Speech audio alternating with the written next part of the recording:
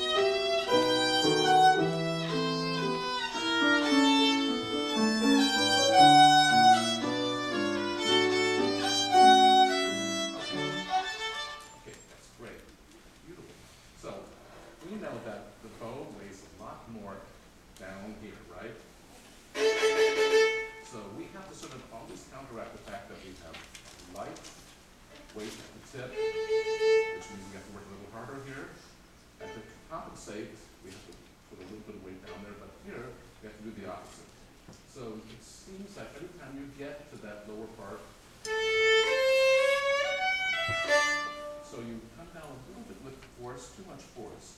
So how to get to the frog, which is this part of the bow, the lower half, and make it as elegant as the top part. We have to maybe, as I was telling Ari, to raise our wrist a little bit. So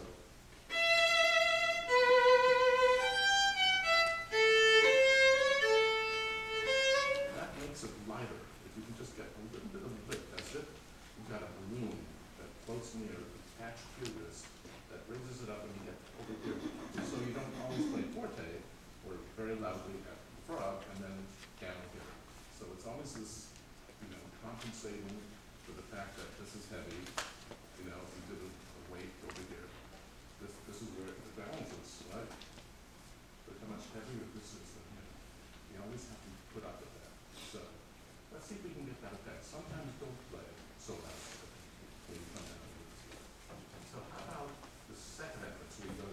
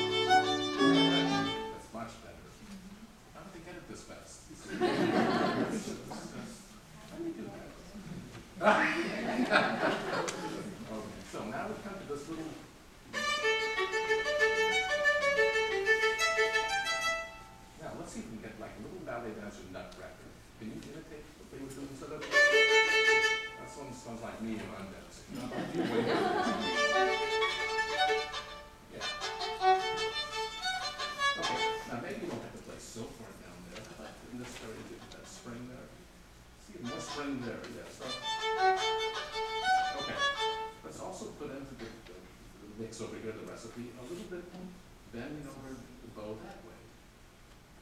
See, you get less hair that way, and when you get that, it's not such a massive, big monster sound. You want to get sort of like little ballerinas. It's the difference.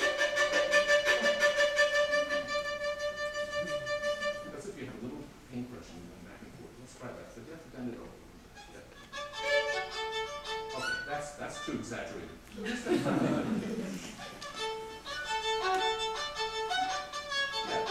that's basically the idea. And you don't have to feel you're always holding with that pinky up. Just let that fly away for a second. As natural as you would just sort of paint.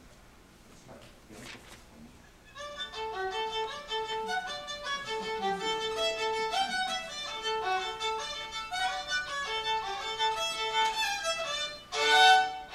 then we go into the other note. You get that flatter wrist for that, because then we need the power, right?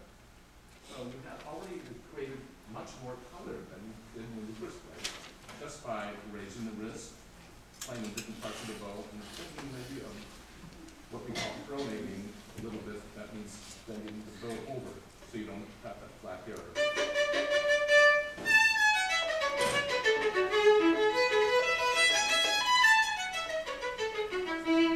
You have to create that little lift, you know, as if the bow was sort of weightless. So, can we try it from there? This part over here?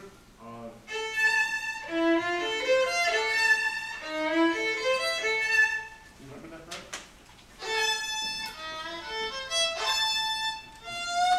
It's this part over here. The bottom page.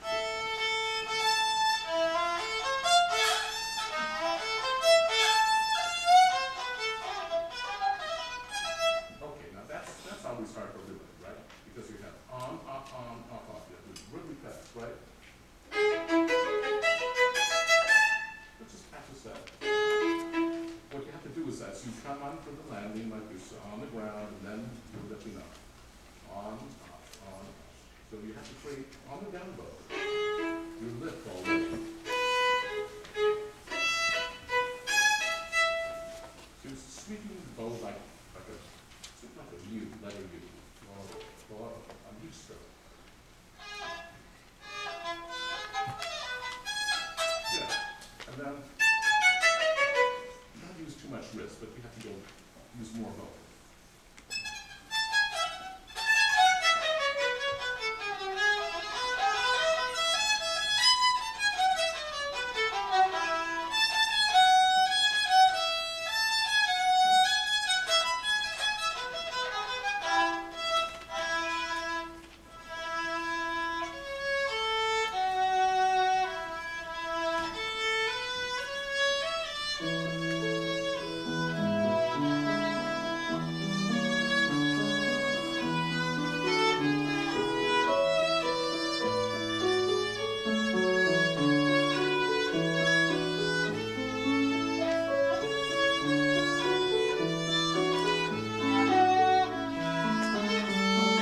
That's beautiful, man. Now, the music you're making is very beautiful, but sometimes it's always sort of the same level that we're talking. If I spoke to you like this, it would be okay, you would hear me, but I would sound a little boring after a while. Okay. So what we need to do is, when you can have these repeated notes,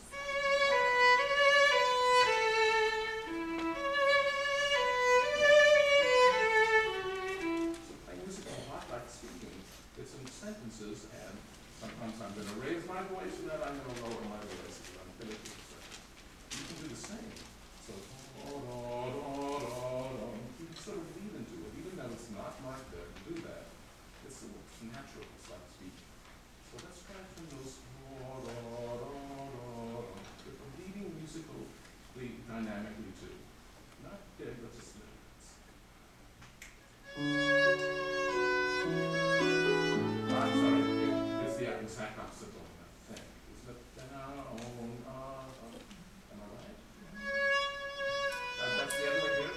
So it's boom, boom, up, down. Now lean over here. Same thing.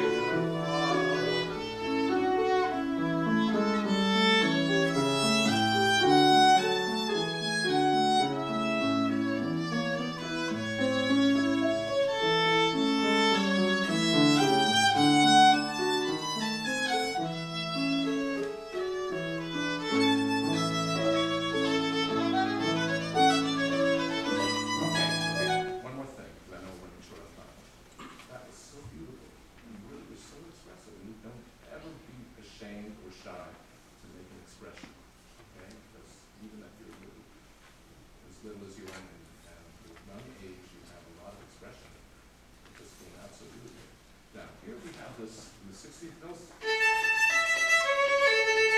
use every one of those slurs to get you to a slightly different place in the book. If you stay, sort of again a little bit boring, you have to make it more interesting. So if you travel to a different section of the bow, you'll get more music in it. You want to try using a little bit more on the slurs, staying where you are when you end the slur, and then conversely on the up bow, you do the same.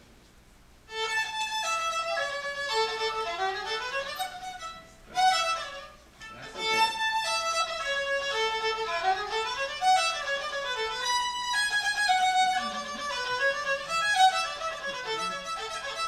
Okay, that's so much that. But now when we get over here, we have another problem. We play it that far down, we don't get any lift. Not lift often, but as far as overtones. If we play here, it's a little more activity, but we won't crush the sound. The sound will actually go up. So let's play what we have here, the two strings, and a little bit further, closer to the point. There's more of them. Keep your power with your first finger. Yeah, that's a much better. Yeah. Now, as you practice it, you can use more bow and get as much power as you would without that sort of nasty bark-like effect. Again, it's harder work in the fact that you're just using more real estate, more bow, more area. But the sound is going to travel much further. So those of us want to think of what you want to think about more of your how you distribute your bow and where you are in the bow to get the sound that you most love. But you are such a remarkably young little lady. Just I love listening to you play and how fast you change. So I hope to hear you in a year and even much greater than you are now.